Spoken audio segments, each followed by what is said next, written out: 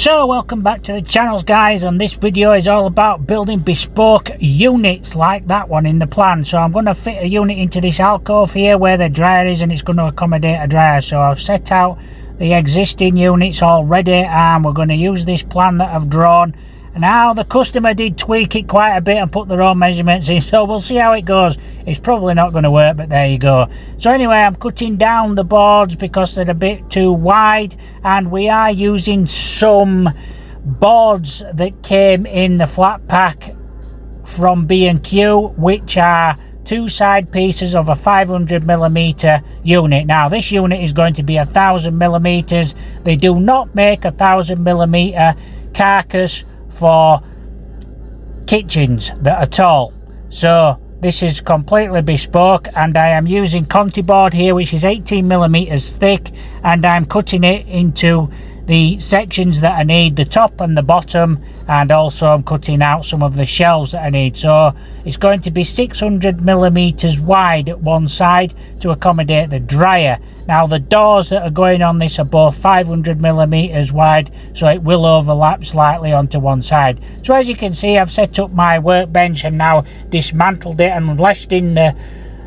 battens on the floor there, because I want them to be as level as possible. Unfortunately, the customer would not let me use the garage. It is about -2 degrees out here. It's absolutely freezing, and it also keeps raining. So I picked a dryish day for this, and this was so I could assemble the unit outside. Now I'm putting about 5 screws in on each corner, and I am using these corner brackets to hold it all together as well. You'll see them later on in the video because I will overlay them over the top. So here's a bit of a close-up shot of me pilot holing it and screwing it in to the top section and the bottom section. I think this is the bottom section of the unit that I'm doing here, and like I said, I've rested it on top of these battens to keep it all nice and straight and off the floor, because I don't want it getting wet either, because it's quite damp is the floor.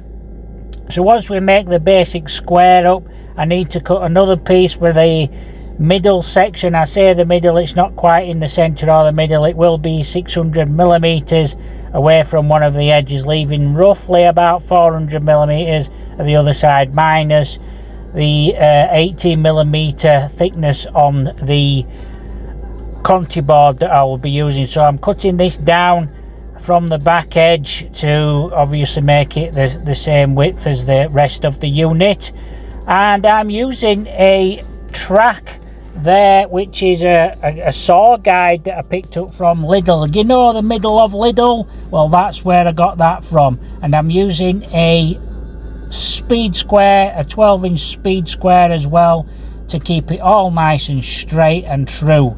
So we insert that into there, and I'm using the shelves one at either end to make sure that it is 600mm apart, and then I'm just going to clamp it with actually using the guide rail again, because it makes a nifty little clamp.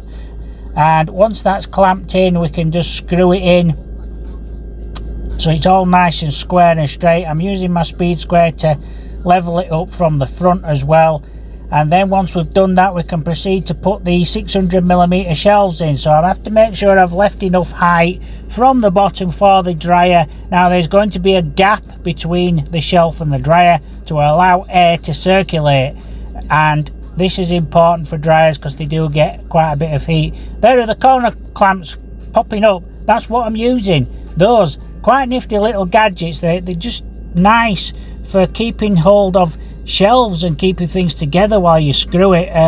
Saves your hands anyway, and it saves a lot of frustration trying to hold things in place. So they're quite handy little gadgets to have.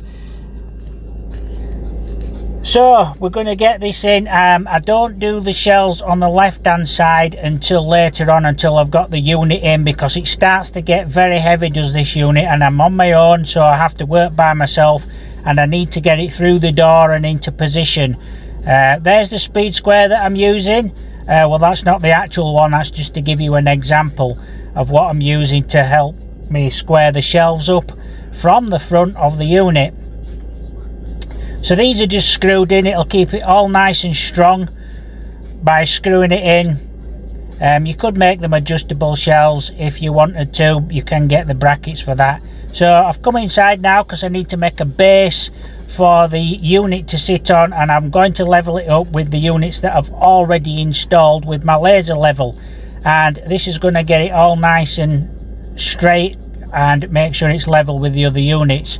Those of you who've got a keen eye and probably get down like this customer did will know that they were very particular on the detail. So I'm going to make a platform for the unit to sit on, and I'm just going to use those battens that you saw now that I was using from a workbench outside. So we're going to go outside in a minute, and I'm going to make up a platform with them.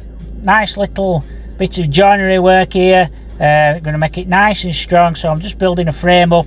Then we're going to sit the frame in and level it up with a laser level. I'm also going to use a normal level as well to make sure it's all nice and straight, because the frame could be twisted, so you need to get it all nice and straight. I'm going to make some nice little legs as well for it to sit on, and once we get it in and get it all leveled up, we'll be able to put the unit on. So like I said, it's got some 500mm doors on this 4 to go on, and they'll be attached with some straps at the back so that they all open equally at the same